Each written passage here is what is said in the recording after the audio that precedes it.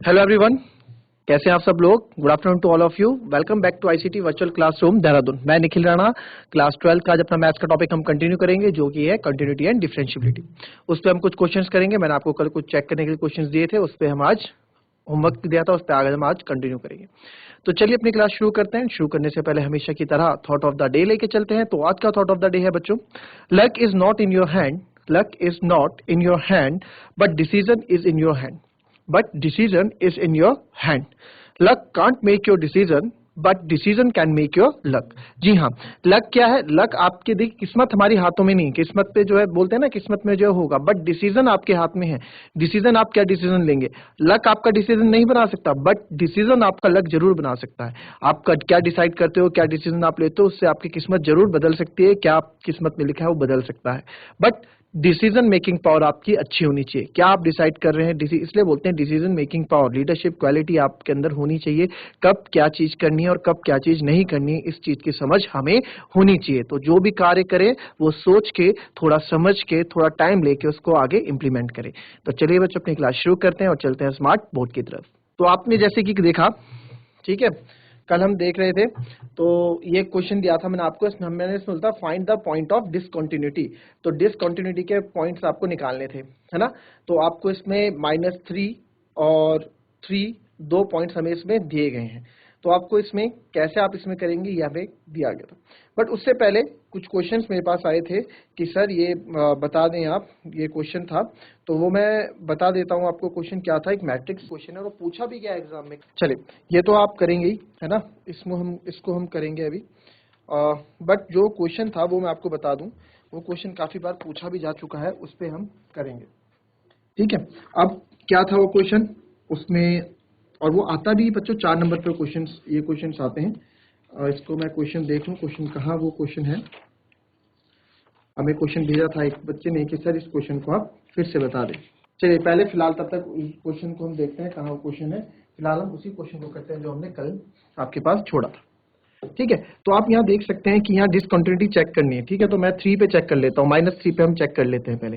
तो -3 पे चेक करने के लिए आपको क्या करना है, -3 पे हमें चेक करने के लिए आपको पहले left hand limit and right hand limit इसकी डिसाइड करनी होगी कि भाई left hand limit and right hand limit है क्या, है ना। तो -3 पे चेक करने के लिए करना होगा। अब यहाँ 2 पॉइंट्स दिए हैं, यहाँ पे -3 और 3। तो पॉइंट ऑफ डिसकंटिन्यूटी हमें दोनों में देखना है, -3 और 3 दोनों में हमें देखना है। तो पहले मैं -3 में यहाँ चेक करूंगा। तो -3 में आप देखो -3 है ना, -3 यानी कि -3 से जितनी भी वैल्यू कम होगी, ठीक है, -3 से जितनी वैल्यू कम होगी वो हमारी लेफ्ट हैंड लिमिट में होगी। तो आप देख रहे हो ये हमारी माइनस, जैसे हमने देखो यहाँ देखिए आप, इससे पहले हम यहाँ क्वेश्चन कर रहे थे, यहाँ हमने एट x इक्वल्स टू 2 पे चेक किया। तो एट x इक्वल्स टू 2 पे हमने देखा x ग्रेटर देन 2, तो 2 पे हम पीछे, ये लेफ्ट हैंड लिमिट होता है, 2 से थोड़ा कम, 2 से ज्यादा राइट हैंड लिमिट। तो 1.99, 1 हो गया, 0 हो गया, ये हमारे क्या होते थे, ये हमारी लेफ्ट हैंड लिमिट होती थी, यानी 2 से कम। तो 2 से कम आपको वैल्यू दिख रही है, यहाँ हमें 2 से कम की x में सारी वैल्यू आपको देखने को मिलेगी। उसी प्रकार से यहाँ पे आप देखो -3 से सारी कम वैल्यू हमको यहाँ देखने को मिलेगी, यानी कि x ये हमारी लेफ्ट हैंड लिमिट का काम कर रहा है। और एट मैं पहले चेक करने वाला हूँ, एट x इक्वल्स टू -3 पे, तो -3 कहाँ पे इक्वल है, यहीं पे इक्वल हो रहा है। तो यहाँ पे यानी कि इमेज एफ ए बी, ये लिमिट ये होगी, ठीक है, फंक्शन ये होगा दोनों के लिए। नाउ पहले अब हम डिसाइड करते हैं राइट हैंड लिमिट। पहले हमने लेफ्ट हैंड लिमिट डिसाइड की, ये x -3, ठीक है, ये किसके लिए हमने किया, LHL और, ठीक है। अब हमने देखा दूसरा, आपने देखा -3 से ज्यादा, यानी x जो यहाँ पे है -3 से क्या है, ज्यादा है। इसको मैं ऐसे भी लिख सकता हूं, अगर मैं इसको लिखना चाहूं तो x ये भी लिख सकते हैं, x greater than equals to -3, कोई दिक्कत तो नहीं है ना, कोई दिक्कत तो नहीं है आपको यहाँ पे। तो अब यहाँ देखो -3 से वैल्यू ज्यादा, तो -3 से ज्यादा वैल्यू हमारी RHL होगी, यानी कि राइट हैंड लिमिट की होंगी सारी वैल्यूज, है ना। तो राइट हैंड लिमिट, तो ये हमारी राइट हैंड लिमिट का काम करेगी, ये वाला फंक्शन ये हमारा राइट हैंड लिमिट के लिए काम करेगा, ठीक है। तो पहले एट x इक्वल्स टू -3 में देखते हैं लेफ्ट हैंड लिमिट। फॉर्मूला आपको पता है, limit h tends to 0 function e minus h। Function क्या है, अब इसके लिए फंक्शन क्या लूंगा मैं, fx। इसके लिए fx है हमारा ये mod x प्लस 3 का, तो इसके लिए फंक्शन हो जाएगा mod x प्लस 3। क्लियर, ठीक है सर, mod x प्लस 3 हो गया। देन अब इसको आगे फंक्शन हमारे पास का ये हो गया, तो लिमिट हम किस में चेक करें, limit h tends to 0, function a क्या है बच्चों मेरा -3, क्योंकि हम चेक किस पे कर रहे हैं, जिस पे चेक कर रहे होते हैं वो a होता है हमारा, -3 -h। फिर again limit h tends to 0, ठीक है। अब मॉड्यूलस -x की जगह मैं रख दूंगा -3 -h, ठीक है, +3 -3 -h +3। बस अब क्या करना है, यहाँ पे h की वैल्यू डाल देंगे हम, तो -3 -0 +3, और मॉड में वैल्यू खुल के पॉजिटिव हो जाती है, तो 3 + 3 6। ये हमारा लेफ्ट हैंड लिमिट आ गया, ठीक है। इतना कॉपी करो, पहले राइट हैंड लिमिट भी निकालो जरा, राइट हैंड लिमिट भी निकालिए।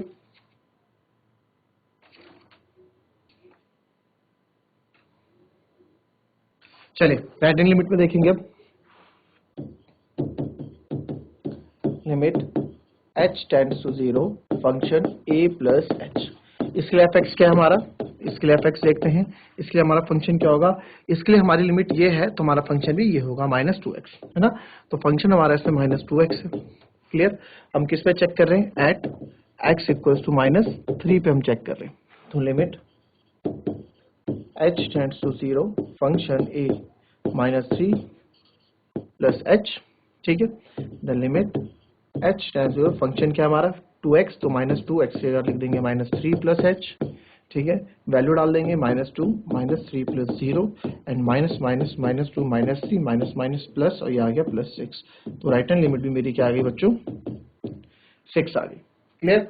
नेक्स्ट हमको निकालना है f -3, ठीक है। तो -3 fx के लिए हमारी कौन सी लिमिट थी, fa के लिए इमेज के लिए ये वाली थी, यानी कि mod x + 3 वाली। तो इसमें mod x + 3 यानी कि mod -3 + 3, तो आपको पता है mod क्या प्लस हो जाता है, 3 + 3 6। तो देख पा रहे हैं बिकॉज लेफ्ट हैंड लिमिट हमारी राइट हैंड लिमिट के बराबर आई और ये हमारी इमेज के बराबर आया, तो देयरफॉर एट x = -3, है ना, at x = -3 is not a point of discontinuous. हमें यही तो पूछा है कि पॉइंट ऑफ डिसकंटिन्यूअस कौन है, तो ये is not a point of discontinuous. हमने बता दिया कि डिसकंटिन्यूटी का पॉइंट नहीं है, ये कॉन्टिन्यूटी का पॉइंट है, discontinuity.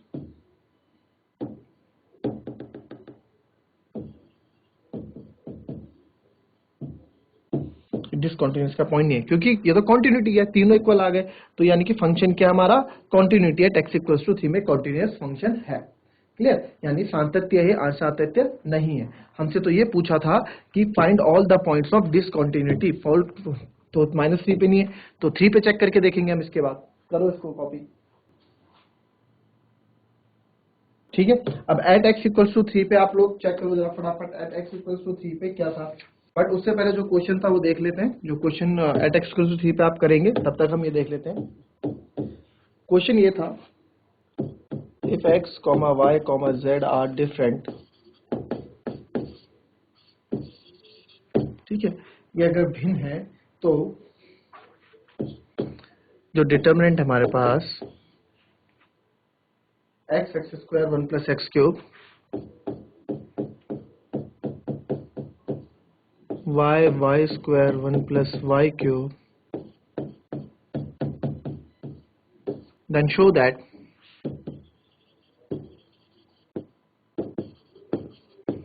one plus x y z equals to 0, then show that 1 plus x y z equals to 0। चलिए इसको अगर मैं हिंदी में लिख के आपको बताऊं तो ये है, यदि x y z विभिन्न है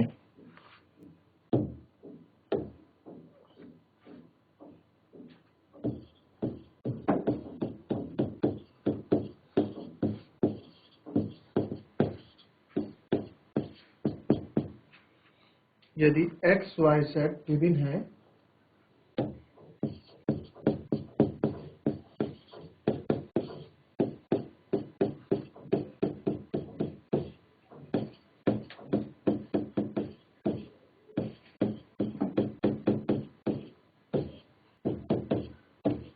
तो दर्शाइए 1 plus x y z equals to 0। चलिए जरा ट्राई करें इस क्वेश्चन को, आप कैसे करेंगे।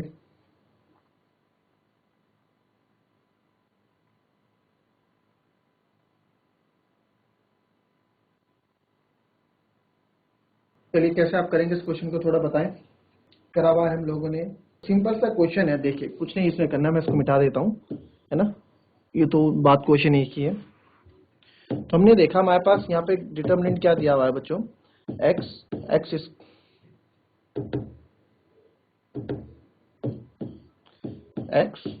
X square 1 plus x cube, y square 1 plus y cube, z square 1 plus z cube. ये दिया गया, बिल्कुल ये दिया गया, और ये 0 के बराबर है। ठीक है, तो हमने प्रॉपर्टीज पढ़ी हैं, जो जब हम डिटरमिनेंट में प्रॉपर्टी नंबर 5 उसको हम बोलते हैं कि ये इसको जो प्लस में इसको हम अलग अलग करके लिख सकते हैं, है ना। ये प्रॉपर्टी नंबर 5 हमने डिटरमिनेंट में पढ़ी थी। ठीक है, तो यूजिंग प्रॉपर्टी करके मैं इसको अलग कर दूंगा।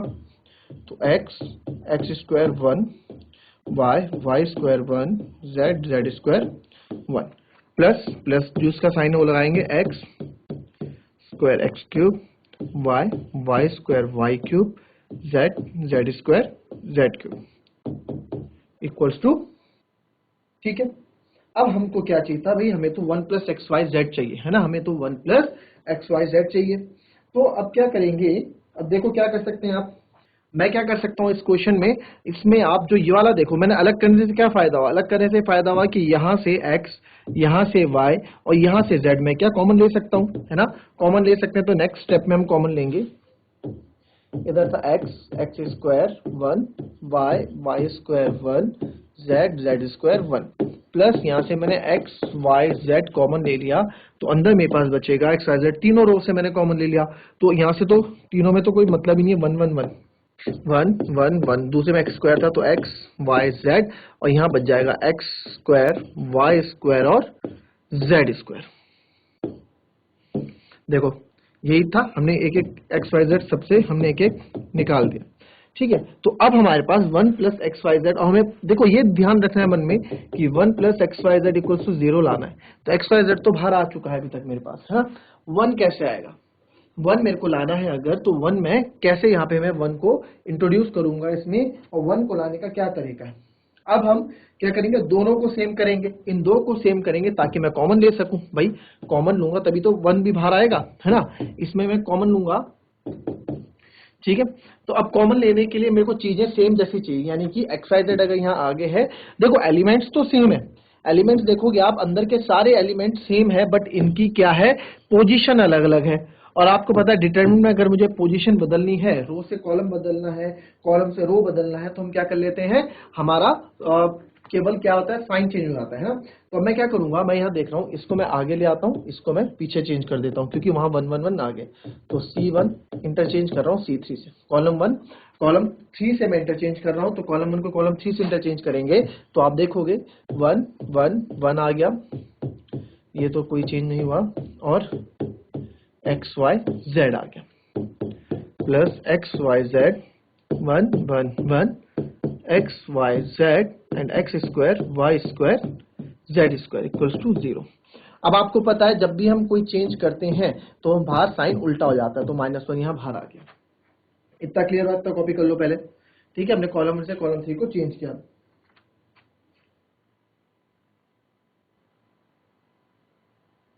चलिए अब क्या, अब यहाँ क्या रह गया भैया, सेम हो गया। अब सर ये इनको इंटरचेंज करना बाकी रह गया, क्योंकि यहाँ पे इनकी पोजीशन अलग अलग है, तो कर लेते हैं इसको भी चेंज। तो अब क्या करना है मुझे, कॉलम 2 से मुझे कॉलम 3 को चेंज करना है, तो मैं कॉलम 2 से कॉलम 3 को यहाँ चेंज करूंगा। तो आपको पता है 1 1 1 एक्स वाई जेड, ठीक है, प्लस मैंने आपको हमेशा बताया इन क्वेश्चनों में बस करते जाओ, आंसर आपके पास खुद आएगा। और ये हमने क्यों किया यहाँ पे बता सकते हैं, बिकॉज कॉलम 2 से मैंने कॉलम 3 इंटरचेंज किया, और जब भी हम कोई रो या कॉलम इंटरचेंज करते हैं, जो साइन अंदर जो चल रहा होगा उसका अपोजिट, यानी माइनस माइनस 2, तो दोनों माइनस यहाँ पे आगे जाके प्लस हो जाएंगे, है ना। अब इतना लिख लिया आपने। अब इसमें देखो, इसमें ये चीज, दोनों चीज सेम हो गई, दोनों हमारे पास डिटरमिनेंट सेम हो गए, तो इसमें मैं ये कॉमन ले सकता हूं, बिल्कुल हम इसमें कॉमन ले सकते हैं, है ना, हम इसमें कॉमन ले सकते हैं। तो इसमें कॉमन लेंगे, तो मैं 1 1 1 एक्स वाई जेड और x square y square z square, मैंने कॉमन ले लिया बाहर, अंदर क्या बचेगा, अंदर 1 plus x Y Z equals to 0 बचेगा। ठीक है, अब यहाँ देखो तो हमने कॉमन ले लिया, ठीक है, कॉमन ले लिया, अब यहाँ से कॉमन ले लिया तो यहाँ बचेगा 1, ठीक है, और यहाँ X Y Z into 1 x Y Z ही रहता है, तो ये हमारे पास बच गया इक्वल्स टू 0। क्लियर, अब कहिए सॉल्व। अब देखिए आप, अब आपको यहाँ पे एक्सपेंड करना पड़ेगा, एक्सपेंड है ना, हमें एक्सपेंड करना आता है, डिटरमिनेंट एक्सपेंड करना आता है आप लोगों को। ठीक है, तो डिटरमिनेंट एक्सपेंड करने के लिए, डिटरमिनेंट एक्सपेंड करने के लिए मैं डायरेक्ट भी कर सकता हूं, बट नहीं, हमने क्या सीखा हुआ है, हमने ये सीखा हुआ है कि सर हम यहाँ पहले जीरो बना देते हैं, है ना, जीरो बना देते हैं। तो जीरो बनाने के लिए मेरे को क्या करना पड़ेगा, R2 से R3 को माइनस करूंगा। ठीक है, तो मैं क्या करता हूँ, R2 में R2 माइनस R3 कर देता हूँ। किसको चेंज, चलो रो 2 में चेंज करता हूँ मैं, सिंपल सा दिख रहा है, R2 माइनस R1 में इसको कर देता हूँ, है ना। जितने ज्यादा जीरो उतना ज्यादा हमारे लिए भलाई, उतने ज्यादा हमारे लिए ईजी हो जाता है। तो रो 2 में चेंज होगा तो रो 1 ऐसे रह जाएगी, रो 3 भी ऐसे लिख देते हैं क्योंकि इसमें कोई चेंज नहीं, रो 2 में चेंज हो रहा है, R2 माइनस R1 0, ये कितना हो जाएगा y माइनस एक्स, और ये कितना हो जाएगा y square minus x square. Clear इतना, ठीक है, और साथ में 1 plus x Y Z equals to 0 तो चल ही रहा है। क्लियर, नाउ अब क्या करेंगे, अब इसको भी 0 बना सकते हैं हम, तो R3 में मैं क्या करूंगा, R3 में मैं चेंज कर रहा हूं R3 minus R1, R3 minus R1 अगर मैं करूंगा तो R3 माइनस R1 में आप देखेंगे भाई R1 ऐसे ही रहने दो, R1 में कोई चेंज नहीं है, R2 भी हम ऐसे ही रहने देते हैं। अच्छा, ए स्क्वायर माइनस बी स्क्वायर है, इसको मैं ए प्लस बी ए माइनस बी लिख देता हूं, है ना। फिर 1 माइनस 1 0, जेड माइनस एक्स, और ये भी आएगा Z square minus x square.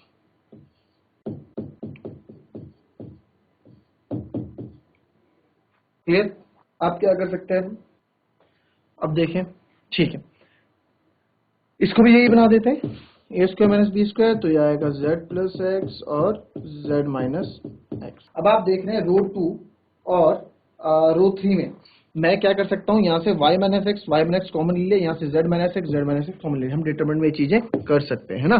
तो डिटरमिनेंट मैंने क्या किया, कॉमन ले लिया बाहर, तो बाहर बचेगा y minus x z minus x, अंदर क्या बचेगा हमारे पास 1 एक्स स्क्वायर 0, ये तो बाहर आ गया 1, अंदर बचेगा y प्लस एक्स, यहाँ आएगा 0, यहाँ भी आएगा 1, ये बाहर आ गया क्योंकि अंदर बचेगा z प्लस एक्स, ब्रैकेट में 1 plus x Y Z equals to 0।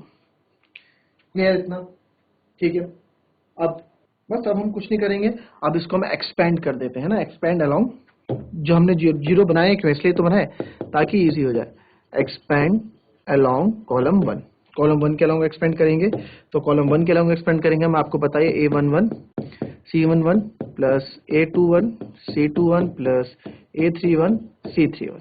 ठीक है, ठीक है जी, A1 A21 हमने कर दिया। नाउ नेक्स्ट, अब इसमें क्या करना है, A11 क्या है मेरा 1, C11 आपको पता है -1 की पावर 2, अब इससे जाता और इससे मल्टीप्लाई करेंगे, 1 into z plus x minus 1 into y plus x, ये हो गया। देन प्लस A21 कितना है, 0 है, देखिए 0 का फायदा यही तो होता है, अब ज्यादा कैलकुलेशन नहीं करनी, और A23 ये भी हमारा 0 है। इतना क्लियर हो गया, इतना कोई दिक्कत हमको नहीं है।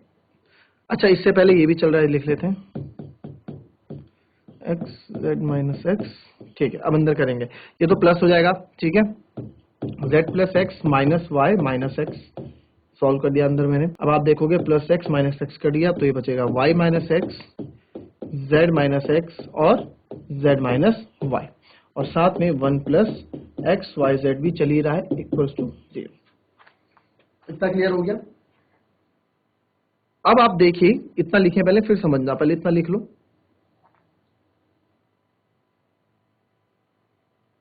चलिए अब देखिए, आप यहाँ पे ये चीजें देखिए जो हमारे पास आई है ना, y minus x z minus x z minus y z minus y और 1 plus x Y Z equals to 0।